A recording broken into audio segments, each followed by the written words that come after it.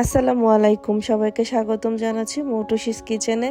আশা রাখছি সবাই ভালো আছেন। পিঠাপুলি কিন্তু আমাদের বাংলাদেশের খুবই অন্যতম একটি ঐতিহ্য, তাই না? আর পিঠাপুলির মধ্যে পাটিসাপটা পিঠাও কিন্তু অন্যতম ঐতিহ্যবাহী একটি পিঠা।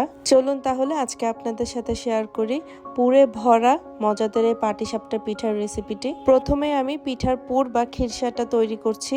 এর জন্য একটি পাত্রে 2 কাপ পরিমাণ লিকুইড গরুর দুধ নিয়েছি। দুধটা সামান্য গরম বা কুসুম গরম হয়ে আসলে দিয়ে দিচ্ছি 1 চা চামচ চালের গুঁড়া, 1 চা চামচ ময়দা আর 2 চা চামচ গুঁড়া দুধ। আমি যে চামচের পরিমাণটা বলছি এই চামচটা কিন্তু কম বেশি আমাদের সবার বাসায় আছে, যেটা ছোট তরকারির চামচ হিসেবে আমরা ইউজ করি সেই চামচটাই। তো এরপর দিয়ে দিচ্ছি 2 চামচ চিনি আর সামান্য 1 চিমটি লবণ। খেয়াল রাখবেন এই শুকনো উপকরণগুলো কিন্তু অবশ্যই কুসুম গরম দুধে দেওয়া লাগবে। এই উপকরণগুলো সামান্য হ্যান্ড উইক্স দিয়ে মিক্স করে নিয়ে এখানে আমি 2টি এলাচি এবং একটি দারচিনি দিয়ে দিচ্ছি। এরপর খুব ভালোভাবে নেড়ে চেড়ে নিতে হবে। চুলার আঁচটা অল্প রেখে নাড়তে নাড়তে যখন এর ঘনত্বটা এমন হয়ে আসবে ঠিক তখনই আমি দিয়ে দিচ্ছি 2 চা চামচ ঘি দেওয়ার পর চুলার আগুনটা একদমই কমিয়ে দিতে হবে। এরপর ঘিটা এই পুরের সাথে খুব ভালোভাবে মিক্স করে নিচ্ছি।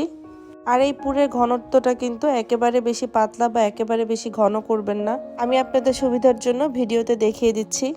পুর বা খিরসাটা কিন্তু রেডি। এবার আমি পাটিসাপটার ব্যাটারটা রেডি করব। ব্যাটারটা রেডি করার জন্য একটি ব্লেন্ডার জারে দিয়ে দিচ্ছি 4 চামচ চালের গুঁড়া, 2 চামচ ময়দা। পাটিসাপটার ব্যাটারে সামান্য ময়দা ইউজ করলে পিঠাটা অনেক মসৃণ হয়। এরপর দিয়ে দিচ্ছি 1 চামচ গুঁড়া দুধ, খুবই সামান্য 1 চিমটি লবণ। এরপর দিয়ে দিচ্ছি 2 চামচ গুড়টাকে আমি গুঁড়ো করে নিয়েছি। আপনারা চাইলে ব্যাটারে চিনিও ইউজ করতে পারেন গুড়ের বদলে, তবে গুড় আর চিনির দুটোর টেস্টই ডিফারেন্ট আসে। এরপর দিয়ে দিচ্ছি মেজারমেন্ট কাপের 1 কাপ পানি। সবগুলো উপকরণ আমি পানির সাথে সামান্য মিক্স করে নিচ্ছি। এরপর দিয়ে দিচ্ছি একটি ডিম। এই সবগুলো ইনগ্রিডিয়েন্টস ব্লেন্ড করে নিতে হবে একসাথে। তো এই যে আমি ব্লেন্ড করে নিয়েছি আর আপনাদের ব্যাটারের কনসিস্টেন্সিটা দেখিয়ে দিচ্ছি। আমি আপনাদের যেইটুকু পানির পরিমাণ বলেছি ব্লেন্ড করার পর আরও 2-3 টেবিল চামচ পরিমাণ পানি ব্লেন্ডার জারে একটু ধুয়ে আমি এর সাথে মিক্স করে নিয়েছি। পিঠার ব্যাটার তো রেডি, চলেন তাহলে এবার পিঠাগুলো তৈরি করে নেই। ফ্রাই প্যানটা খুব ভালোভাবে গরম হয়ে আসলে এরপর ব্যাটারটা দেয়া লাগবে।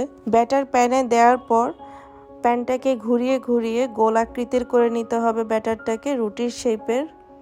তারপর এটি তৈরি হওয়ার জন্য 1 মিনিট অপেক্ষা করতে হবে। 1 মিনিটের মধ্যেই দেখবেন এর কালারটা চেঞ্জ হয়ে এসেছে, অর্থাৎ বুঝে নিতে হবে এটি সিদ্ধ হয়ে গেছে।